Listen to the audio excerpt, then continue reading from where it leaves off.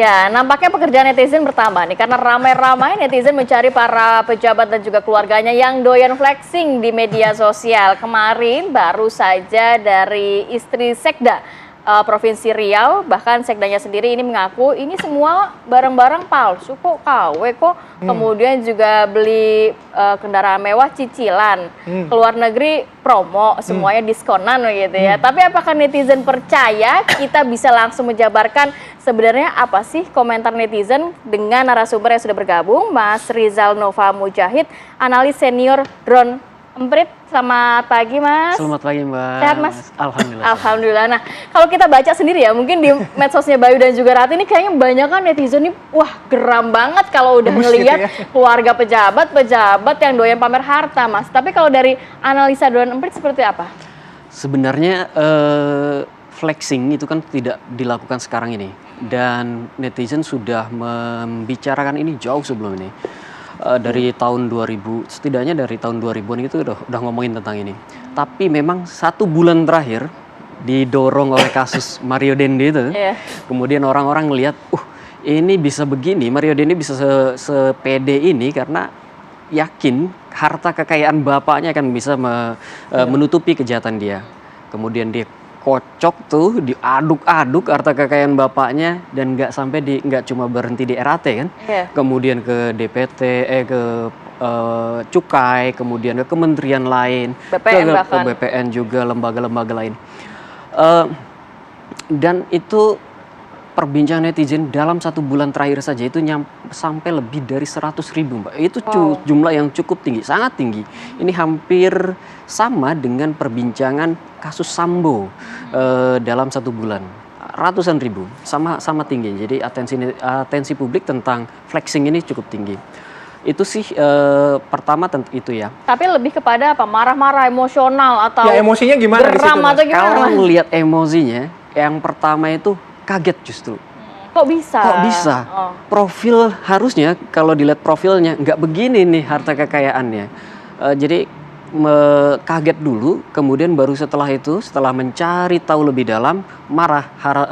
Emosi yang kedua itu udah marah karena ini jangan-jangan harta atau pajak saya atau uang saya digunakan. Ini jangan-jangan dia cari hartanya nggak halal gitu. Dipertanyakan sumber hartanya dari mana. Ini jangan-jangan penggunaannya juga tidak profesional sehingga di situ nanti ada pertanyaan pengawasan internalnya seperti apa. Seperti itu, kemarahan publik itu lebih pada hal-hal seperti itu. Karena kebanyakan memang ini nggak masuk akal nih, kalau dilihat di profilnya nggak masuk akal. Gitu. Oke, Mas, tapi kan isu ini berkembang mungkin udah 1 bulan gitu ya. Dan termaintain dengan baik begitu ya di media sosial. Saya nggak mau, ya pokoknya isunya ada terus begitu ya di media sosial. Meskipun akhirnya menyasar kementerian satu, kementerian lain dan sebagainya gitu. Ini isunya organik nggak sih, Mas? Artinya natural nggak sih? Kalau saya lihat, ketika publik membicarakan harta kekayaan pejabat, apalagi kita punya kecurigaan, itu memang respon publik sangat natural. Dilihat akun-akunnya, ini natural sekali. Kami ngelihat ada lebih dari 70.000 akun yang berbincang tentang ini. Dan lebih dari 60% itu bisa kami identifikasi. Lebih dari 60% ini bisa identifikasi dan hampir semuanya adalah natural. Jadi ini emang akun-akun organik, akun-akun publik, orang yang ngomong.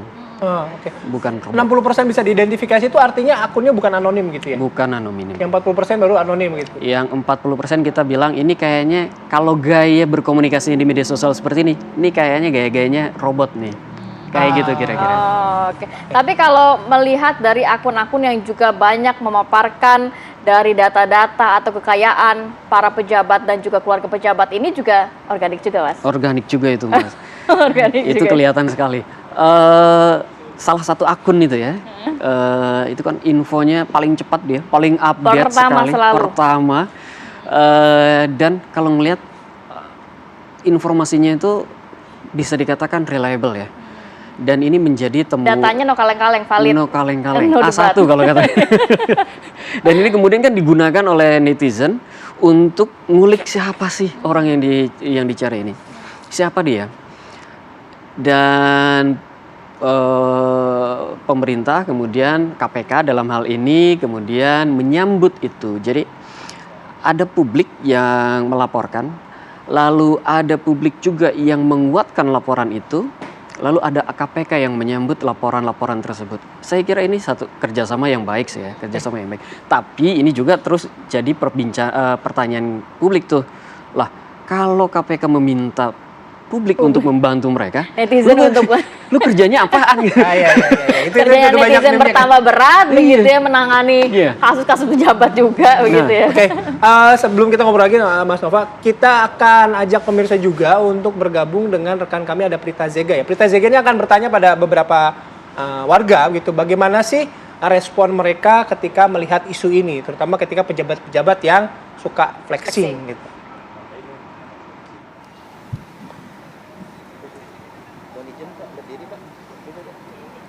Ya, Prita, selamat pagi. Silakan informasinya. Ya, selamat pagi Rati dan juga Bayu yang ada di studio. Benar sekali bahwa fenomena flexing ini menjadi sorotan publik khususnya di media sosial ya. Banyak sekali pejabat negara yang suka pamer harta kekayaannya. Bukan hanya mereka saja namun juga keluarga mereka, bahkan istrinya juga pamer harta. Bahkan ada pejabat yang sampai dinonaktifkan karena istri atau keluarganya pamer harta di media sosial. Dan hal ini juga pemirsa selaras dengan permintaan KPK kepada netizen untuk membantu KPK menelusuri asal-usul harta kekayaan yang dipamerkan di media sosial oleh pejabat-pejabat negara. Nah, saya mau tanya-tanya nih kepada masyarakat di sini, komentarnya seperti apa nih, Pak? Halo, selamat pagi Bapak. Dengan Bapak siapa? Dengan Pak Jaswin Damanik. Dengan Bapak siapa?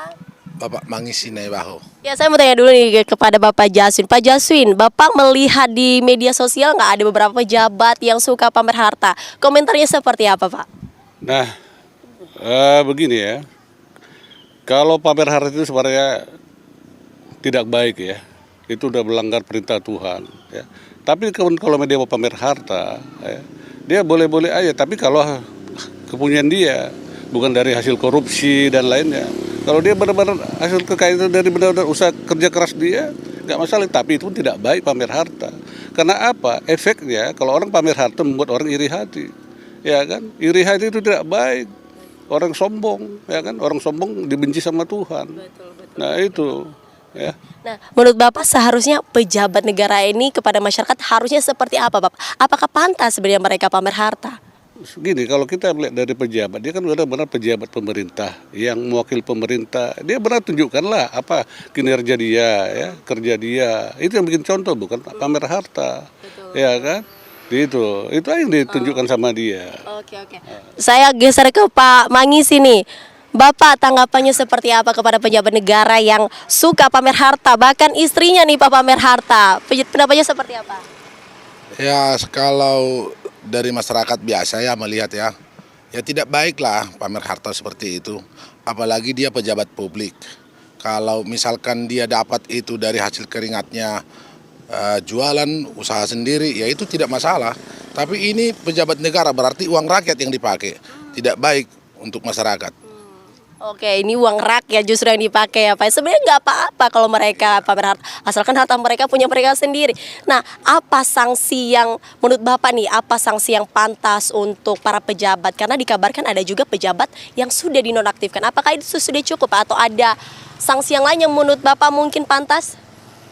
Oh, itu mah sebenarnya tugas KPK. Sebenarnya undang-undang aja yang diperketat. Ya, untuk pejabat publik diterapkan aja undang-undang pembuktian terbalik. Supaya memang kalau jadi mau pejabat publik, ya dia harus mau dijaga oleh undang-undang. Jangan seenaknya aja. Kita juga iri kalau melihat pejabat yang suka pamer harta, yang nggak baik lah untuk masyarakat. Untuk anak-anak kita juga nggak baik. Kalau Bapak Jason sendiri seperti apa? Ya, kan sudah, kalau memang dia sudah melakukan kesalahan, ada undang-undang yang mengatur. Ya, diproses saja secara hukum. Ya, bagaimana nanti pengadilan yang memutuskan, kan begitu. Tapi pantas nggak Pak, kalau cukup nggak kalau mereka cuma dinonaktifkan saja? Untuk harta kekayaannya seperti apa Pak? Kalau untuk dinonaktifkan nggak cukup aja, karena merupakan ini presiden buruk nanti sama orang-orang. Ya, ini harus diadili, harus dituntas. Ya, benar-benar dari mana asal usul harta kekayaannya itu. ya kan? Sementara contoh dia sebagai pejabat, berapa gaji dia misalnya? Nah, bisa nggak? Kok bisa dengan hidup dia bermewah-mewah? Dari mana itu harta? Nah itu yang kita question mark, ya kan gitu. Oke, siap. Terima kasih banyak Pak Mangisi dan Pak Jaswin. Sehat selalu Bapak.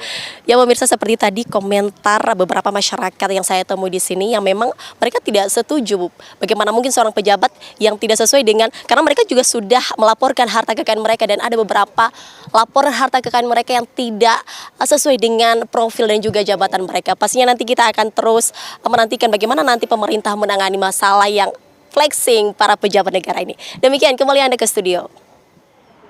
Baik, terima kasih Prita Zega sudah membantu kita mendengarkan suara masyarakat terkait para pejabat yang senang flexing di media sosial. Oke, nadanya mungkin tidak terlalu berbeda ya dengan apa yang disampaikan oleh netizen tadi di media sosial menurut Mas Nova. Tapi apa biasanya yang disampaikan oleh netizen ketika sudah mendengar kata flexing dari pejabat? Mereka pengennya siapa yang melakukan apa? Nah, kita lanjut lagi nanti Mas Nova ya. Tapi kami harus jeda terlebih dahulu. Apa kabar Indonesia Pagi akan kembali sesaat lagi.